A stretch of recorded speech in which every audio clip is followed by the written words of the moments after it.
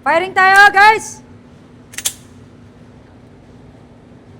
Go! Wow! Another Smith & Wesson na i-unbox natin today. Kita nyo, iba ang kulay ng box. It's one of the newest lineup or variant ng ating Smith & Wesson M&P 2.0 pero Carry Comp Series.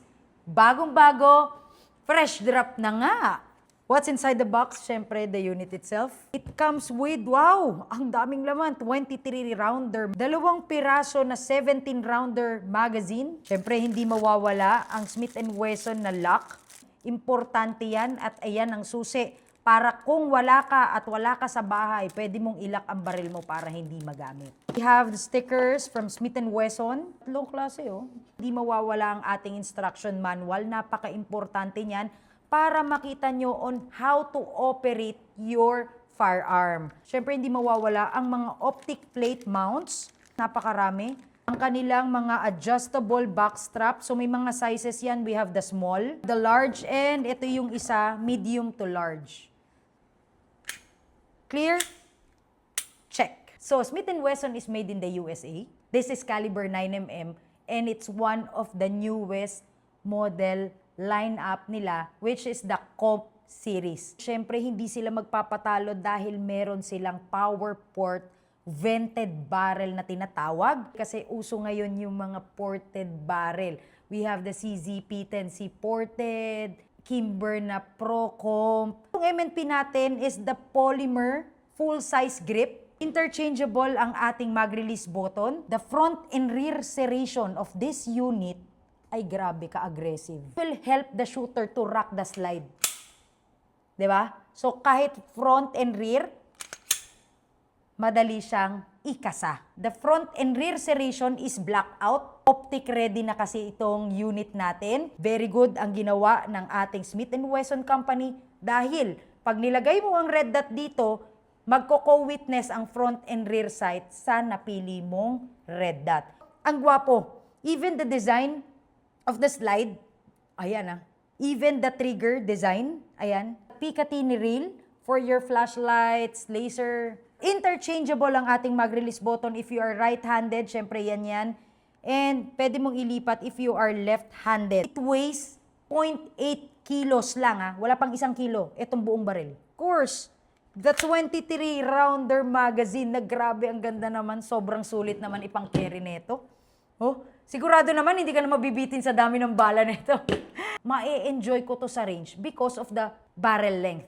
Sakto yung barrel length niya. Hindi mahaba, hindi maikli. This is 4.22 inches barrel. Kasama na yung ating power port vented barrel. So pag M&P, yun ang tawag dun sa vent nila, the power port vented barrel. Exhaust port yan para mag-exhaust yung konting power ng bala. So malilesen yung recoil. Mas manageable pa yung recoil niya.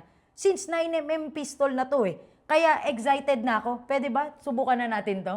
Okay lang ba yun? Subukan muna natin kung papasa kay Idol itong Smith & Wesson M&P 2.0 Carry Comp. Let's go! We are going to use our Shooter's Depot reloaded ammo. Siyempre, itong ammo na to, ito rin yung ginagamit ko pang competition, paglaban sa ibang bansa. And at the same time, tignan natin kung maarte ito sa reload. At kung magsa-cycle siya sa reload. Wow, smooth. Firing tayo, guys! Wow!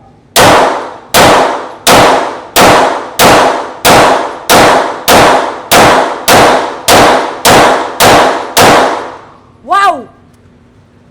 Solid! Open bolt to. Camera, pakita natin. Sobrang solid. Ang sarap iputok. Nakita nyo naman yung rate of fire na ginawa natin kanina. Very manageable yung recoil kasi kung hindi manageable ang recoil niyan, for sure kalat-kalat yan. Pero swabe. Kailangan natin i-test fire to ng ating strong hand ang gamit. Firing tayo.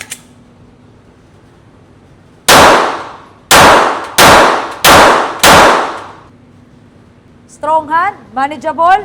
Freestyle, manageable. So ano pang? Ano pang hahanapin natin na dito sa Smith & Wesson Carry Comp 2.0? Suwabe.